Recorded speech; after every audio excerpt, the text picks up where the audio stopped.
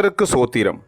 இன்றைய வேத வசனம் 139 சங்கீதம் 3 நான் நடந்தாலும் படுத்திருந்தாலும் என்னை சூழ்ந்திருக்கிறீர், என் வழிகளெல்லாம் உமக்கு தெரியும்.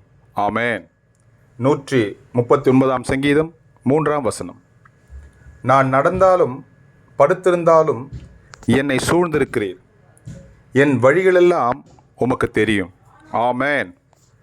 139 சங்கீதம் 3 கர்த்தர் உங்களை ஆசீர்வதிப்பாராக, உங்களோடு கூட இருப்பாராக. ஆமென்.